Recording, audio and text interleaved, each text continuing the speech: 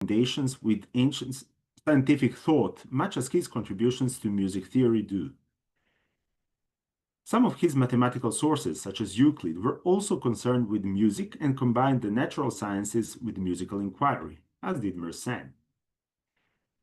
The French polymath left two seminal treatises, Traité de l'harmonie universelle from 1627 and Harmonie universelle from 1636. For this paper, the former is more significant for understanding the state of the art. At the same time, the latter may be regarded as a precursor to practical textbooks, particularly in the domains of acoustics, instrumentation, and counterpoint. The traité consists of 2 volumes divided into 16 parts. It also includes 24 theorems or hypotheses which Mersenne seeks to examine. From the perspective of harmony as a discipline, Mersenne addresses the modal system, distinguishing between the 8 church tones or chants and the 12 church scales. It is noteworthy, however, that Mersenne does not designate the authentic modes by their traditional ancient Greek names, but instead according to their finale, re, mi, fa, and sol. To these, he adds 4 plagal modes as well as 2 new authentic modes, la and ut, each with its corresponding plagal mode. However, this is largely the extent of his engagement with medieval and Renaissance heritage, with the possible exception of cadence types, which he largely adopts from Zarlino. The majority of treatise is grounded in ancient models. Mersenne approaches intervals in much the same way as his great predecessor Euclid, treating them in mathematical terms and assuming that, at least in vocal music, they are based on natural order. At the same time, instrumental music is regarded as largely speculative, with some instrumental intervals described as artificial. However, Mersenne also considers their quality, distinguishing between minor and major intervals. Whether intentionally or not, these terms would later be adopted in the context of tonal scales. Some of the most important considerations concern the genera of tones, namely the diatonic, chromatic, and enharmonic.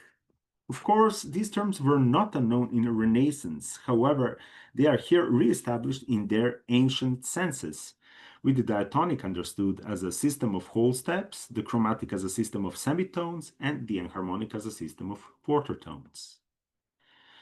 As for ancient authorities, of course, Euclid, the mathematician, has already been mentioned here many times. However, another prominent ancient figure, or was he ancient, considered specifically in the context of music theory, appears frequently in Mersenne's writing.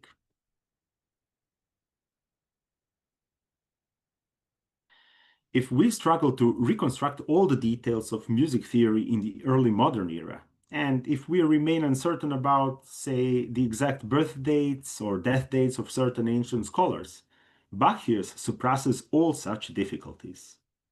Scholarly inquiry still places his life anywhere between the late Hellenistic period, which is approximately 2nd century before Christ, and the 12th century Anno Domini. While Bacchius can be assumed to have belonged to Greek-speaking world, the uncertainty surrounding his biography places him within at least 3 possible contexts: Hellenistic, late antique, or Byzantine. In the 10th century, a certain Dionysius, at the request of Emperor Constantine Porphyrogenitus, produced a redaction to the original text in the form of questions and answers. The additional reason for the uncertainty lies in the scarcity of sources, with the earliest reliable evidence dating back to 12th century copies of his treatises. That is why some sources even suggest that Bacchius may have been 2 different individuals. Nevertheless, certain indications of his historical context do exist. According to author Yevgeny Hertzman, the nature of Bacchius's discussions suggests that he most likely lived in the late 2nd to early 4th century AD. The continued copying of his works in the 12th century can be explained by the Byzantine practice of preserving and transmitting ancient sources well into the later periods. Bacchius stands near the end of the long line of Pythagoras' successors, if by successors we mean those ancient theorists who did not treat music as an autonomous discipline, but rather as part of natural sciences, in contrast to Aristophanes, who approached music on its own terms. What is available to us in Bacchius' treatise named Introduction to the Art of Music? I will only mention some of his harmonic notions. The author discusses the genera of tones, namely the diatonic, chromatic, and enharmonic, as well as intervals, scales, chants, and consonances.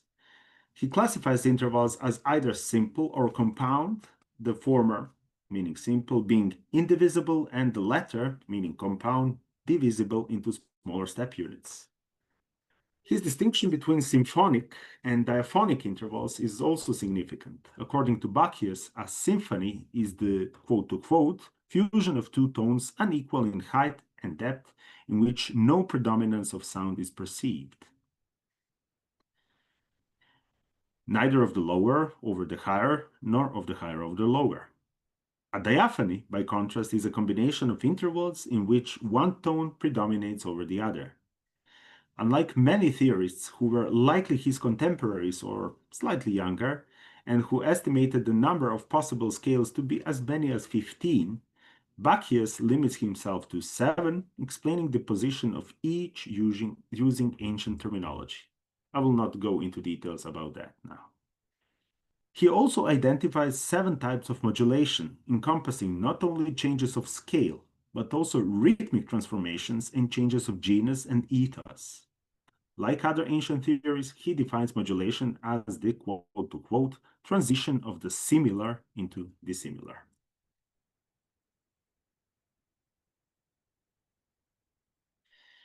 Now, we are not certain when Mersenne first encountered Bacchius' treatises, nor in what form he accessed them. It can be assumed that his interest in ancient sources corresponded with a broader effort to rediscover Greece as it was, rather than as it had been mythologized during the medieval period. As noted earlier, the fact that numerous original manuscripts had physically moved from Greek lands to Western Mediterranean region in the preceding century significantly facilitated the process.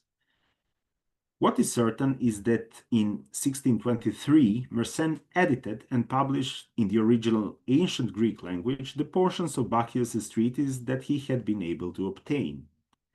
A year later, another editor published fragments of the work in Latin. However, for our purposes, it is more important to understand how Mersenne himself, in his own treatises, perceived Bacchius' theories. To address these questions, several factors must be considered. In the early modern period, historical scholarship, as we know it today, was still in its infancy. Historical musicology as a distinct discipline did not yet exist. Consequently, Mersenne could engage only with the material available to him without the benefit of the additional knowledge or critical evaluation of sources that we possess today. In his Traité de l'harmonie universelle, Mersenne repeatedly cites Bacchus as one of his sources. The elements he most likely adopted from him concern acoustics and the tonal genera, although these were adapted to the musical practice of the 17th century. What Mersenne does, as do many of his successors up to Rameau, is to employ the monochord to determine the proportions of intervals.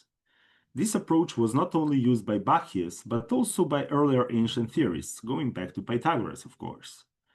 As mentioned, he also considers 3 different genera. However, it should be noted that in ancient Greek theory, intervallic relationships were understood within the framework of tetrachord, not within octave as in 17th century or a bit earlier. The outer interval of the fourth, although not precisely fixed in intonation, functioned as a structural constant, while the inner tones and intervals were variable depending on the genus. Both Bacchius and Mersenne employ modal scalar system, though those are not the same modes. As noted, Bacchius presents 7 scales based on ancient Greek organization of the octave, while some of his contemporaries extended this system to as many as 15. Mersenne, by contrast, used 12 modal scales derived from the medieval system, comprising 6 authentic and, as mentioned, 6 plagal modes. However, in his case, the use of ancient terminology appears particularly suited to the emerging development of a new practical system. Why is that? We should bear in mind that in the early 17th century, theory and practice were still largely separate domains. In Mersenne's time, although theory was still decades away from acknowledging it, the emergence of a new referential musical system, of course, tonality, was already well underway in practice. Remember, for example, the late works of Monteverdi. Sooner or later, theory would have had to define all the new phenomena, tonal genera, modulations, which had already been defined in ancient theory, albeit for different purposes, as well as functions, which would later receive new terminology in Rameau's work, although tonal functions did exist and were named in ancient Greece.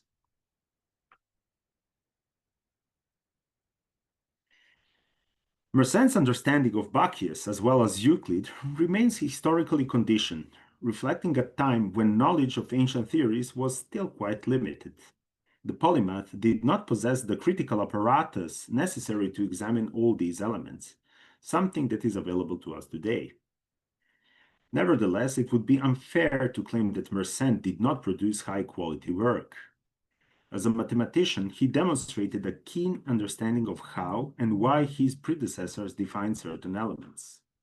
At the same time, as a man of his era, he also showed how these elements could be transformed. 17th-century music theory remains one of the more enigmatic areas of modern scholarly inquiry, perhaps even more so than many aspects of earlier periods. This is likely due to the clear separation between musical practice and theory at the time, with the research having focused predominantly on practical developments. Thank you very much for your attention.